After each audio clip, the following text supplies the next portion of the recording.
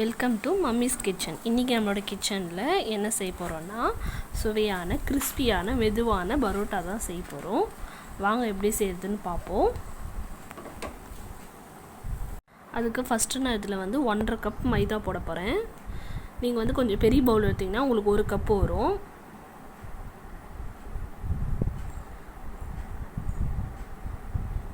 இந்த 1.5 கப் மைதாவுக்கு 3 பரோட்டா செய்யலாம். அந்த அளவுக்கு நீங்கள் பார்த்து கூட்டிக்கோங்க எவ்வளோ தேவையோ.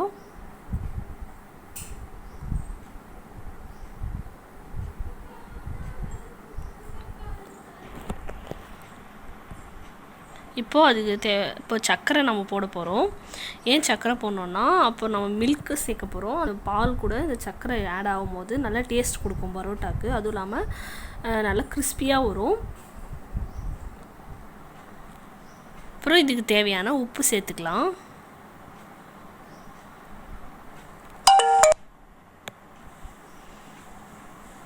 உப்பு சேர்த்துட்டு ஃபஸ்ட்டு மிக்ஸ் பண்ணிக்கோங்க. சர்க்கரை உப்புலாம் மிக்ஸ் ஆகிற வரைக்கும்.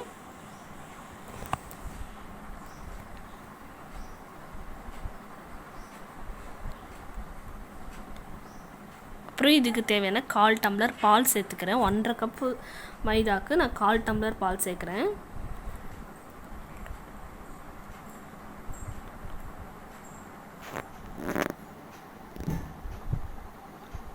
சேர்த்துட்டு இப்போ நம்ம சுடு தண்ணி கொஞ்சம் கொஞ்சமாக ஊற்றி பிசைஞ்சிக்கலாம். சுடு தண்ணி ஊற்றினா தான் நல்லா சாஃப்டாக வரும். நீங்கள் பசு தண்ணி ஊற்றிட்டு ரொம்ப நேரம் ஊற வச்சா கூட அந்த சாஃப்ட்னஸ் கிடைக்காது. நீங்கள் சுடு தண்ணி எவ்வளோக்கு எவ்வளோ சேர்த்துட்டு நல்லா சாஃப்டாக பிசைஞ்சு வைக்கிறீங்களோ அது அவ்வளோ நேரம் கூட ஊற தேவையில்ல. சீக்கிரம் சாஃப்டாகவும் நல்லாயிருக்கும் பரோட்டாவும். இப்போது நல்லா பிசைஞ்சிட்டு அப்புறம் மேலே எண்ணெய் தடவிட்டு நல்லா பிசைஞ்சிக்கணும். இந்த அளவுக்கு நீங்கள் பிசைஞ்சிக்கினா போதும். இப்போ டக் டவுன் பண்ணிவிட்டு வச்சிடலாம் உள்ள.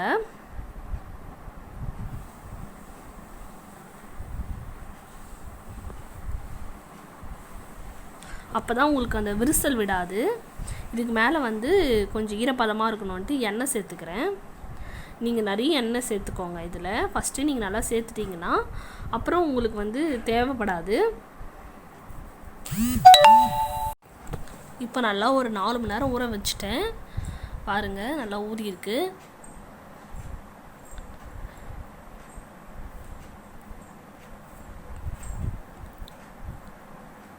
இப்போ இந்த பரோட்டாவை நம்ம திருப்பி பிசைஞ்சு 3ஆ பிரித்து வச்சுக்கலாம்.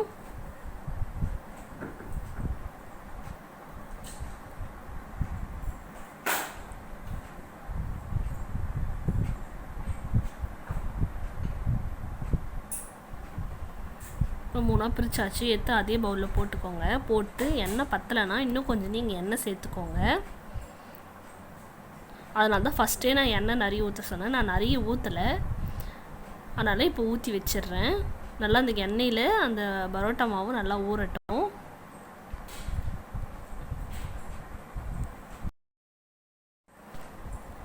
இப்போது நல்லா ஊறிடுச்சு. எண்ணெய் ஊற்றி வச்சுருந்தேன் இல்லையா. இப்போது தட்டு இந்தமாரி பெரிய சைஸ் நல்லா தட்டு எடுத்துக்கோங்க.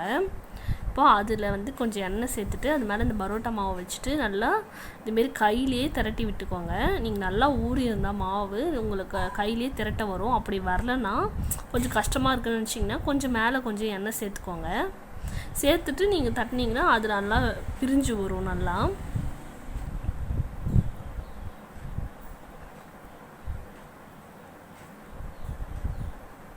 நீங்கள் இந்தமாரி ஓட்டை ஆகிடுச்சுன்னா ஃபீல் பண்ணாதீங்க. நம்ம எல்லாம் ஒன்றா சேர்க்க போகிறோம். ஸோ ஒன்றும் தெரியாது.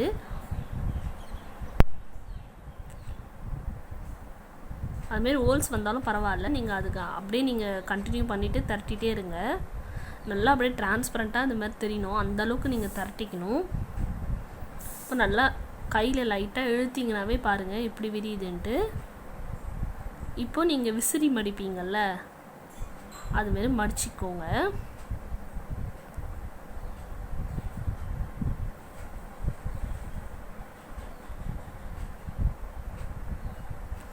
மடிச்சுட்டு டைட்டாக அப்படியே சுற்றி வச்சுருங்க.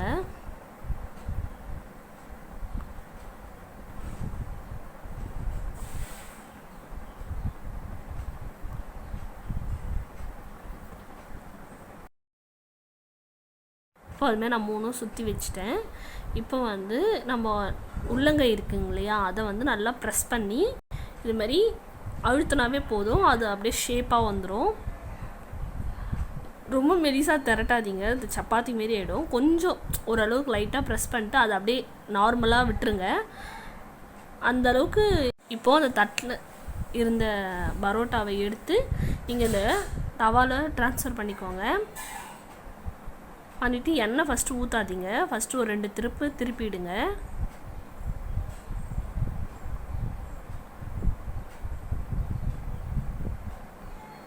அப்புறம் எண்ணெய் சேர்த்துக்கோங்க. சேர்த்துட்டு கொஞ்சம் ப்ரெஸ் பண்ணிகிட்டே ஃப்ரை பண்ணுங்கள்.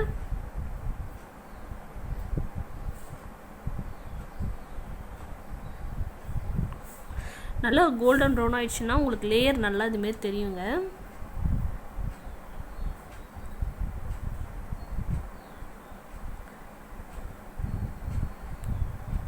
அவ்வளோதான், இப்போ நம்ம எடுத்துக்கலாம்.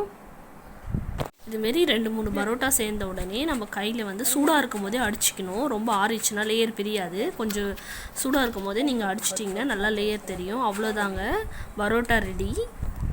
இந்த வீடியோ உங்களுக்கு பிடிச்சிருந்தா லைக் பண்ணுங்கள், கமெண்ட் பண்ணுங்கள், ஷேர் பண்ணுங்கள், மறக்காமல் சப்ஸ்கிரைப் பண்ணிக்கோங்க.